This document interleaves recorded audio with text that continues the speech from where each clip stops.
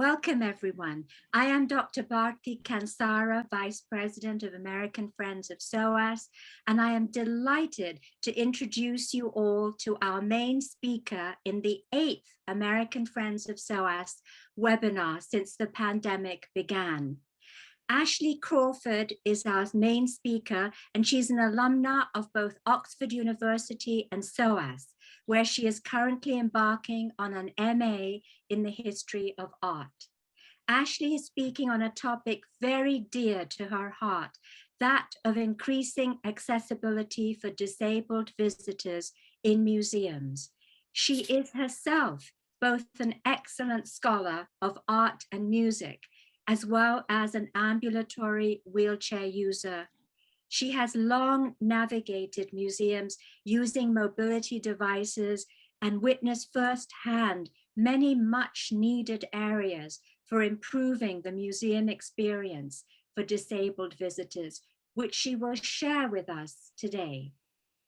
Ashley will give us a 30-minute presentation with slides on how to avoid common flaws in curatorial design and writing so as to more closely achieve the goals of disability rights legislation and to integrate through universal design protocols wheelchair accessible construction into the overall architectural structure of museums.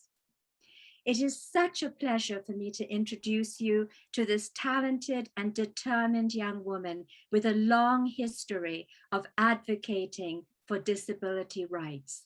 She has previously researched barriers to classical music education for blind students while at Oxford.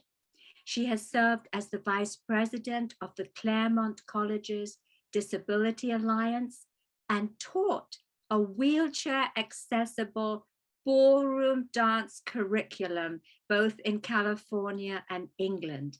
She has also danced herself as a member of the Candoco Dance Company's youth group in London, which specializes in contemporary integrated dance for both disabled and non-disabled dancers. In conversation with Ashley will be our moderator for today, SOAS's very own Dr. Maria Costoglou, who is a lecturer in curating and museology. Maria has special expertise in ancient metalwork and has previously worked with museums in Britain and abroad. From 2018 to 2020, Maria also co-directed SOAS's MA in Museums, Heritage and Material Culture Studies, using the remarkable SOAS collections, which are not only books, but also amazing artifacts. Maria is organizing a museum studies summer school at SOAS, which now is likely to take place in 2022. As you listen to Ashley's presentation, please enter any questions that come to mind into the chat box, and Maria will select and read them out. And there will be a vote of thanks at the end given by our wonderful president of American Friends of SOAS, Greg Bowie. Please welcome both Ashley Crawford and Maria Costoglou. All right, I'll be sharing my screen now. Let's see. Thank you for the introductions, Bharti. You're welcome. Thank you. Can everyone see my screen okay? Yes. Yes. There we go. You can go to presentation mode. Yes. There we go. Everyone can see that, yes? Yes. Okay, great. So hello, everyone. My name's Ashley, and today we're going to discuss accessibility and inclusivity in museums, covering common issues that disabled patrons encounter and potential solutions that both institutions and individuals can incorporate to make the museum going experience better for everyone. A little bit about me. I'm an ambulatory wheelchair user, which is a term that means I use a wheelchair and can also walk. At any given time when I visit a museum, depending on the day, I might be using a wheelchair, a crutch, or no mobility aid at all. Let's see. Oh gosh, there we go. So this is a picture of me at a monk exhibition at SF MoMA, one of my favorite museums, using a wheelchair. Oh, and just a little bit about image descriptions. They are a good common practice to make PowerPoints accessible, so I'll be using them in mine. And on to part one, what is disability? Before I talk about museums, first, it's worth taking a few moments to review what we actually mean by the term disability. The US and the UK both have similar disability legislation, but for the sake of continuity, I'm going to focus on the US, looking at the Americans with Disabilities Act of 1990, because its definition set the standard for public museums, for public settings and museums. First, it's worth noting that the ADA is the most significant piece of disability rights legislation passed in American history. While there were some laws passed before it, the ADA is a comprehensive piece of legislation that has set the standard for equal access to a wide range of spheres, including, but not limited to, education, the workplace, and public buildings.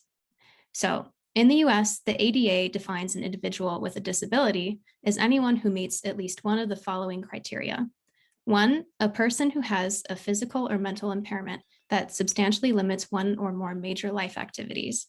2, a person who has a history or record of such impairment. Or 3, a person who's perceived by others as having such an impairment. Parts 2 and 3 of the definition are very similar to part 1, in that the individual can also have a history of impairment or be perceived by others to have it. In most instances, the focus is still on part 1 of the definition.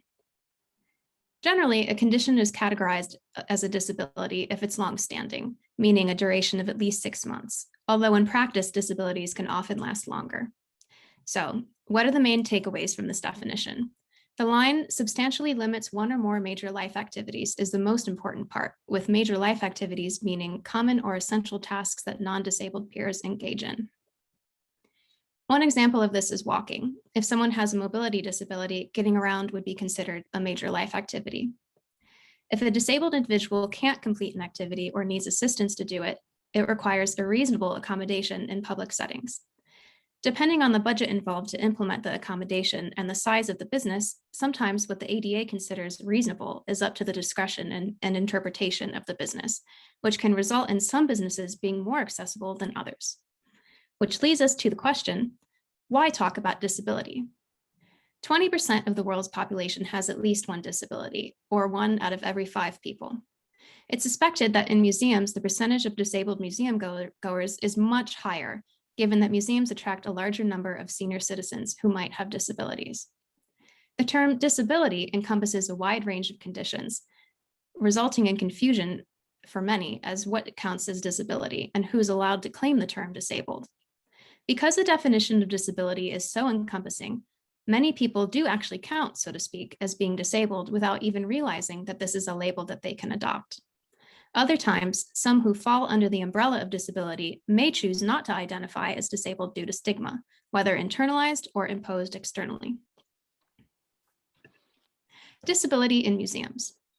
In addition to the 20% of the population that's disabled, about 25% of Europeans have at least one family member who's also disabled. Museums are a very family-friendly activity, so if a family wants to visit a museum and it's not accessible to someone within their family, they're either going to go anyway and have a negative experience or decide to go elsewhere. Both scenarios hurt museums. So how do museums prevent this? And what can accommodations look like in museums? For example, if a patron has difficulty walking, museums can provide alternatives, including, but not limited to, chairs, wheelchairs, ramps, or lifts. But this is a very bare minimum. There's a lot more that they can do.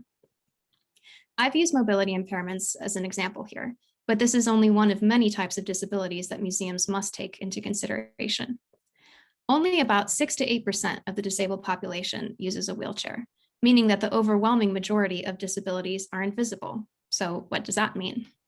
An invisible disability means that the impairment is not obvious to bystanders. Some disabilities are more visible than others, and some also fluctuate between being visible and invisible. For example, as an ambulatory wheelchair user, my disability is much more visible when I'm using a wheelchair than when I'm not using any devices. Using a wheelchair on certain days doesn't make me any more disabled, and using no devices on other days doesn't make me any less so. The idea that a disability must be visible to be proven legitimate to non-disabled people is a harmful one, not to mention completely inaccurate. The disability rights movement has long been fighting this stereotype, and its erasure is essential to respecting people's invisible disabilities. Part 2 is a crash course for disability theory. So, what is ableism? Ableism is at the heart of why we're doing this webinar today. Unless you're disabled yourself or have learned something about the disability rights movement, it's very well possible that you haven't ever come across the word ableism before. So what is it? In its simplest definition, ableism is disability-based discrimination. This means that ableism is a form of identity-based discrimination too. Unpacking this a bit further, it's discrimination by non-disabled people against disabled people, with the belief that not being disabled is inherently superior, and that disabled people need to be fixed in order to be considered equal. Ableism comes in many shapes and forms, so in order to cover them all today, this webinar would have had to have been several hours longer. So instead, I'm going to highlight the types that disabled visitors are most likely to encounter in museum visits, especially wheelchair users. Types of ableism can generally be categorized into 2 forms. The first is institutional ableism. This means discrimination that's caused by structural and/or legal factors. It can stem from loopholes in government legislation that don't protect disabled individuals as a group. Laws such as the ADA and the Equality Act, which is the British equivalent, prevent a lot of institutional ableism from happening, but they're not foolproof and there's still a long way to go. Institutional ableism is at play at museums. This can manifest in a number of ways, such as not complying with legislation and offering reasonable adjustments, not displaying work by disabled artists. As a hint, Van Gogh and Frida Kahlo were not the only disabled artists ever to have lived. Museums definitely need to find more disabled artists to put on display. Another example is having untrained staff regarding basic accessibility information. Not training your staff to know the answers to basic questions at the museum. If they have to ask a lot of other employees who also don't know, it's sending disabled patrons the message that our accessing the museum is not a priority to the institution. Another one is telling ableist narratives in curatorial writing. This is one of the biggest ones. Another is not having proper accessibility info on your website or having insufficient information. If I, as a wheelchair user, have to spend more than about 15 seconds looking on your website for accessibility information, and especially if I have to email or call somebody to find out, then the website is not accessible enough, even if it technically complies. Some more of them are requiring separate entrances for certain disabled visitors or not allowing them at all. Yes, that actually can happen. Requiring disabled visitors to take the freight lift when there's no visitor lift available or it's broken. Wheelchair users are not cargo or even works of art. We just want to be treated like other visitors. Also, requiring wheelchair users to be accompanied by staff on lifts is a bit infantilizing. These museums believe that they're being accessible by providing a lift at all, but when a wheelchair user has to disrupt the flow of the visit and depend on a staff member to do what a walking visitor can do without one, that's ableism. The second type of ableism is everyday ableism, a category that's very, very wide. It can range from larger popular culture to face-to-face microaggressions. In museums, some example of these can include not providing enough or any accessible toilets, or having them being located far away from everything else in the museum, having staff use ableist language, which we'll briefly talk about later, holding events that aren't accessible or not providing accessibility information when advertising those events, asking visitors what their disabilities are. This is a big one. Museum professionals are not medical doctors, so this is highly inappropriate and not the place to have these conversations. If a visitor really finds it essential for the staff to know what their disability is, they'll definitely tell them themselves. So this is a very important part of disability here. Or disability theory. This is the first model of disability. It's probably the most common one, the most well-known one, even if people don't know what it's called. So the first is the medical model of disability. Under the medical model, disability is a medical impairment that's a problem and needs solving through something such as medical treatment. The only solutions come through fixing the impairment itself. It's more individual focused and not at all society focused. For example, if a wheelchair user can't enter a building, it's because something's wrong with their body and they can't climb the stairs, not because there isn't a ramp or a lift. Notice that the definitions of disability in the ADA that I previously provided define disability in terms of the medical model, talking about impairments. This reveals that the medical model is so ingrained in our discourse of disability that it's difficult even to just define disability without including some of these medical terms. In recent years, some disability rights activists have created alternate definitions of disability that steer away from the medical model. These definitions are continuously evolving and are absolutely worthy of discussion, as well as further academic study. But for the purposes of this presentation, we're only going to look at the medical and social models. The next one is the social model. Under this model, a medical impairment is not inherently an issue to be fixed. The problem is not the disabled person. Instead of being individually focused, it's society focused. This means if a wheelchair user can't enter a building, that's the fault of the people in charge of the building, not of the wheelchair user. Solutions are things like ramps and lifts, not medical treatment or fixing the disabled person. The social model also defines disability differently. Under this model, disability focuses on what a person is inherently capable of doing before considering external factors. So what does that mean?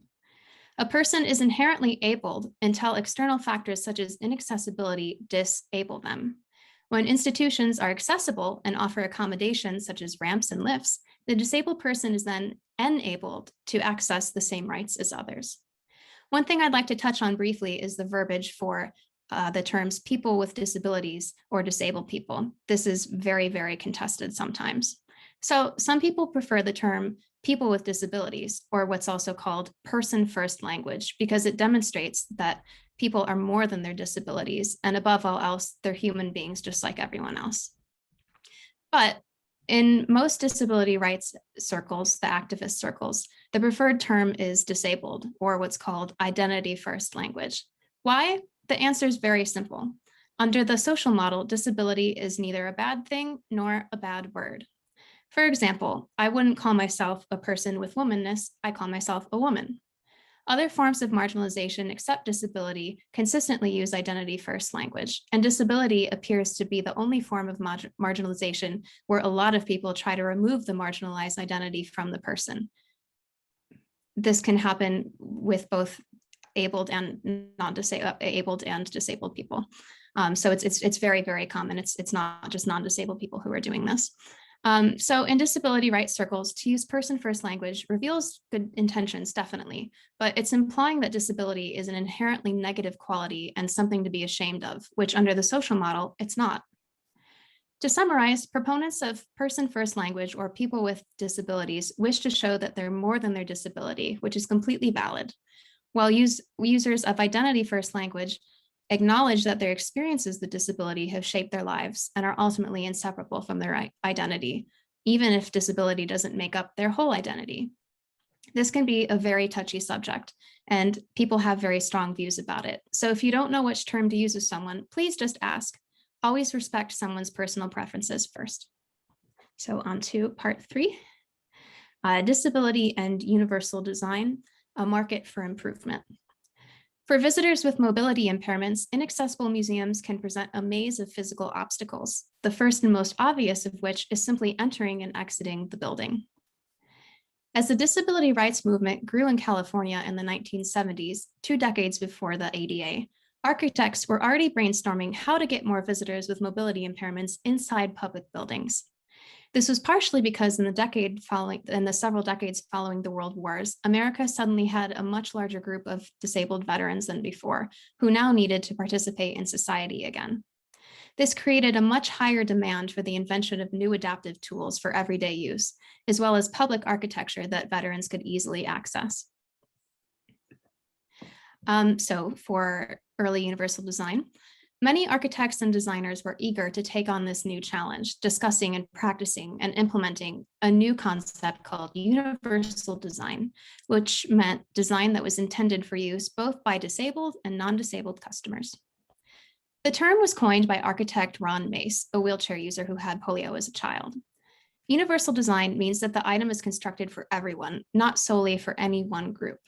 However, at the time, disability was even more stigmatized than it is now, so marketing schemes downplayed disability when it was even mentioned at all. This could have been for a few reasons. One is that marketers might not have wanted to draw attention to something our society associated with such negativity. People with impairments who didn't like thinking of themselves as disabled might have shied away from products that were specifically advertised for disabled people. Or non-disabled people might have mistakenly believed that a disabled-oriented product might not have served them as well as a so-called normal one. The obvious downside to all of this was that disabled users needed to rely on word of mouth to actually know what certain products or places were accessible to them, since there was rarely clarity in the marketing. Instead, merchandise was simply described as usable for everyone. For the first time, architects as well as designers of household items began taking disability into consideration when designing their products, especially as companies realized that the more disabled customers their products targeted, the wider their profit margins could become. So here's a really great example of this. A product of universal design that has affected nearly every Western household over the last 30 years is Tupperware. So in the early 90s, Tupperware, the company, hired Morris & Cousins, a designer whose mother struggled to open the original design of the containers. Keeping her in mind, he reformed the design to include a tab on the top that made the containers much easier to open because it was quite large, regardless of one's own dexterity. Tupperware is still as popular as ever today, and the brand success soared after they amended the design. Although Tupperware wasn't and isn't specifically marketed as disabled friendly, and there's still some people who can't use it, this update demonstrated how implementing universal design served both disabled customers as well as just increasing usability for everyone. Simply put, and I'm definitely far from the first one to say this, universal design is just good design. It's really important to emphasize this idea too, because it hasn't always been the main school of thought. Before the ADA, it was very commonly believed amongst architects and museum curators alike that increasing one type of accessibility would detract from other non-disabled visitors' experiences. User surveys have overwhelmingly shown that this just simply isn't the case. While this webinar is not about Tupperware or household items, the same principles of universal design do still apply. We're now going to look at an architectural example of universal design. Let's see. There we go. So this building is probably recognizable to a lot of you. It is the Victoria and Albert Museum in South Kensington. So what we're looking at here is the Cromwell Road entrance, which is the main entrance, the front entrance. And this is my favorite example of universal design in a museum, especially for entrances, because it so seamlessly integrates the ramp into the overall design of the staircase. It's true that a completely flat entrance would have been the most ideal setup for a wheelchair user, but given the height of where the actual entrance to the building is, this isn't always possible. This design is a great solution because the ramp here creates a very gentle slope over a longer distance, which improves the wheelchair user's overall experience because steep slopes can often be very difficult for some wheelchair users, mostly manual wheelchair users like me. So notice that there's no separate entrance for wheelchair users. They can use the main one just like everyone else. One of the benefits of this is that wheelchair users still get to see the same grandeur of the immediate interior space. If you've ever been in it, it has high ceilings. It's just gorgeous. With the welcoming area and the information desks and the ticketing, which is something that doesn't happen at many other museums where wheelchair users are forced to take the side or back entrance. Another benefit is that they don't get separated from their friends when they enter the building. Everyone can enter together. There's no sense of othering. And most importantly, it gives wheelchair users dignity and shows that the institution is our ally, which is very important. This example of universal design achieves both accessibility and aesthetics by not having to compromise on either. If an institution really wants to prioritize accessibility, it can be done. It's worth mentioning that the V&A redid this entrance in 2001, even though it's a grade 1 building. Using old historic buildings is no longer a sufficient excuse for excluding disabled visitors. If the V&A could do this 20 years ago, other museums can definitely do it today. So now we're going to talk about curatorial design a bit. So universal design meets curatorial design. So we'll be looking at how universal design in museums is more than just architecture. Once a museum has actually managed to get its visitors inside, the focus shifts to the exhibitions. And this is when universal design must also apply to the curation. So we're going to look at an example, which was from the Boston Museum of Science, and they showed how increasing accessibility affected visitor satisfaction in one particular exhibition. So in the mid-1980s, the museum had a disabled volunteer who alerted the staff to inaccessibility in some of their exhibitions, making suggestions. So they used a specific exhibition to look at this. It was called the New England Habitats Diorama. And so they used this for the study, and they surveyed visitors about their satisfaction and interest in the area before any changes were made. And the curators noticed that because this space mostly consisted of written information and glass display panels, the area was completely inaccessible to blind patrons. And remember, this was still several years before the ADA was implemented. So there was a lot less information around, and largely before the internet too. So people just did not know as much about accessibility then. So the curators then added several sections to the exhibit, such as a tactile section, an audio track of nature sounds, and a smelling station. After adding these sections, the museum surveyed both disabled and non-disabled visitors and found that both groups rated the exhibition much more positively than before the new sections had been added. After they did this, the exhibition became a much more social space. Visitors stayed longer in the area, discussed the material with each other more, and just overall learned a lot more and retained a lot more. In this instance, making an exhibition more accessible to a certain group of disabled visitors enhanced its quality for all visitors. So on the next slide, this is just what the area looked like before. And they added some new stuff where you could touch things and listen and smell. But if you look at the before picture, it's just all visual information. So really, really inaccessible to a certain group of people. So they made a video about this a few years ago, and they made a lot of suggestions about how to make museums more accessible. They advised fellow museums to enhance their accessibility mostly by working more with disabled people in capacities such as hiring them, engaging them as volunteers, which is actually what led to the improvement of that one exhibition, forming an advisory council of members with different types of disabilities, and using disabled visitors as a prototype audience for new exhibitions. So all of these suggestions are really great.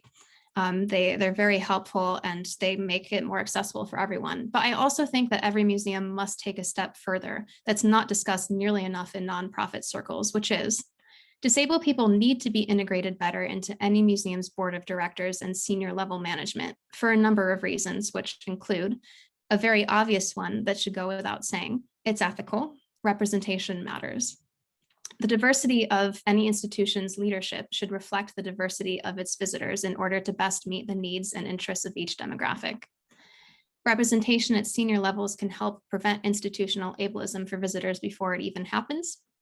And when ableism, whether systematic or cultural, does occur, if there's someone who actually has a disability who's in a position to help, then they can do so more efficiently. It's worth noting that this type of representation that I'm talking about is different from simply having a disability and inclusion officer in an administrative role, which is also a great thing to have, great and necessary. This position is very helpful, but often the people in these positions don't always have a disability themselves. So the more people and the more disabled people in roles you can get, the better. So implementing as many of these practices as possible can help museums avoid very preventable curatorial problems that exclude disabled visitors from feeling like they're truly welcome at the museum. And so a question that maybe you're asking after learning a bit about universal design is there really such thing as completely universal design? In some cases, yes, but in a lot of cases, no, not entirely. Some examples, and again, this is mobility. A lot of these examples are mobility focused because I'm a wheelchair user, and just for continuity. But some examples include museums with ramps, even ones that are up to code might be too steep for some manual wheelchair users. Or with the Boston Museum of Science example, some written or other descriptions for people with sensory disabilities might not provide the exact same experience as the original objects in certain exhibitions. So what does universal design actually mean then? I think in practice, it means presenting visitors with options when the museum cannot be 100% accessible 100% of the time. An example of this is what we saw with the Boston Museum of Science. Even though not every single disabled visitor was able to experience every single aspect of the specific exhibition, the curators offered many sensory alternatives so that each visitor could take part in at least one aspect of the exhibition, leaving no one out entirely. In short, universal design in practice, especially curatorial practice, can mean ample options. This might not follow the traditional definition of universal design, but it achieves a similar goal of engaging all visitors, especially without naturally drawing attention to differences in ability. As a side note, other disability rights activists have more recently taken issue with the term universal design, claiming a better route would be to embrace individual disabled identity instead of attempting a universal solution, when universal design won't deliver the exact same experience for everyone. That said, though, even if true universal design can't be achieved in all contexts, it's still an inclusive standard that designers and curators should aim for as much as possible. And now, the last part and my favorite part is a visitor's guide. So this is etiquette for visitors. It's probably my favorite part because it's the most relevant to the entire audience. Everyone watching this webinar right now is able to participate in proper museum etiquette, regardless of whether or not you're affiliated with the museum. So now we know a bit about disability theory basics and measures that museums can take to prevent institutional ableism. However, the museum itself is only a fraction of any disabled visitor's experience at an in-person exhibition, and positive or negative interactions with other visitors can have a big impact on how the visit goes. Now I'm going to talk a bit about how fellow visitors can either enhance or detract from disabled patrons' experiences. I'm going to be speaking from my experiences as a wheelchair user, so these will mainly be mobility focused, but some of them are more universal too.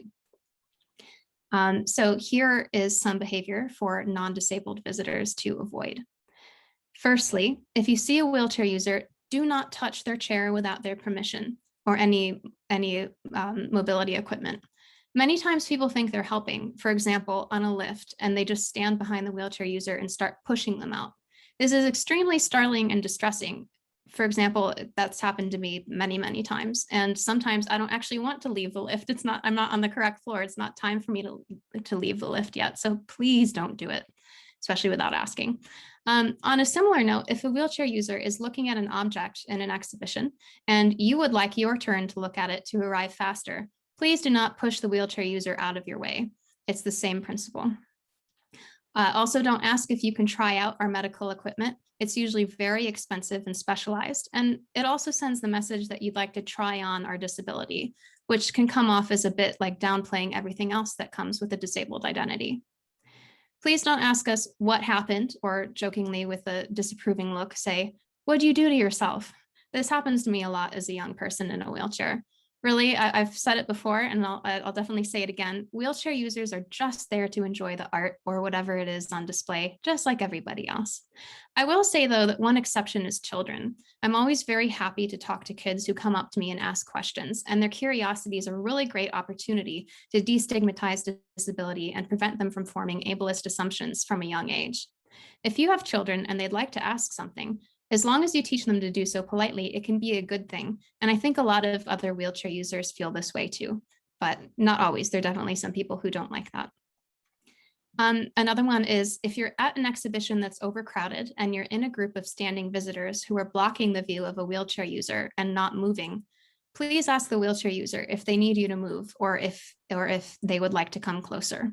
It's very emotionally draining as a wheelchair user to have to constantly shout politely, "Excuse me," in a loud, crowded room full of people who will not move. It gets very old very fast. If you see a wheelchair user coming your way and you're blocking their path, please preemptively move much farther than you think you need to. But please do so politely, not like we're about to run you over. Most wheelchair users have been using our devices for years, and we know what we're doing. We don't bite, I promise. Please be mindful of other disabled visitors' intersectionalities. Their disabled identity is important, but it's not their only identity. Being disability inclusive never excuses microaggressions for any other type of discriminatory behavior. And part 2. If a wheelchair user is accompanied by a carer, And especially if they're accompanied by family or friends and you have something to say to the wheelchair user, please address the wheelchair user directly, not the person the wheelchair user is with. Wheelchair users have a wide range of disabilities, and non-disabled people far too often just assume that wheelchair users are either nonverbal or have intellectual disabilities. That can be true, but the overwhelming majority of wheelchair users are able to talk to you. Please address the wheelchair user directly. And adding to that, please talk to wheelchair users normally. This means no baby voices, extra slow talk, or pitying tones. Because we know how you're talking to us, and we just want to be talked to like adults. And I can't believe that I have to say this one too, but if you're a stranger, please don't take photos of wheelchair users or any other disabled visitors that you see, especially without our permission. But better yet, please just don't do it at all.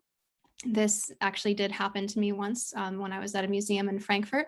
I was with a friend and a tourist asked me what I was doing out of the house and then just started taking photos of me for his social media to show his friends and followers that I was inspirational for leaving the house, just for showing up at the museum. And things like that, you know, we notice when people take photos of us. It's very humiliating, especially when it's done without consent. Yeah, sometimes people try to hide that, but it's usually quite obvious. And speaking of inspiration, it's not very up to date to call people with any kind of disability inspirational. It's meant to be a compliment, but it has a very problematic history. And if you'd like to learn more about why, there are two disability rights activists in particular, Stella Young and Haben Girma, who have spoken extensively on this. And they have videos on YouTube and articles and lots of things you can read if you're interested in that. And lastly, know that calling us disabled and using the word, especially using the word disability, really is okay. Here's some terms to avoid. And if you have any questions after the presentation about why, please do ask. I'd be very happy to discuss them. Some of them include differently abled, handicapped, crippled. That's definitely the worst one. Please don't say that. Suffers from, when talking about diagnoses and inspiring. And last but not least, wheelchair bound. This is often meant with very good intentions, but it's not accurate because full-time wheelchair users are never wheelchair bound. They do plenty of things that aren't in their chairs. So instead of wheelchair bound, a full-time wheelchair user is the preferred term. So yeah, thank you very much for listening. And if you have any questions, I'd be very happy to answer them.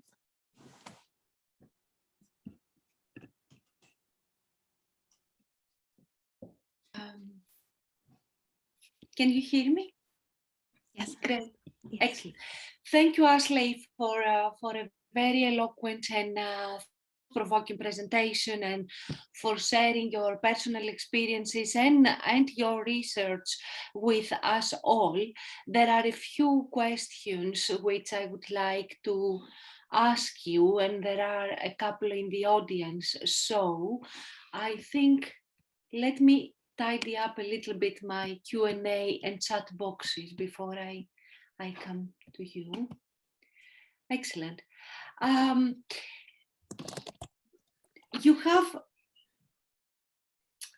would like to start with the language used to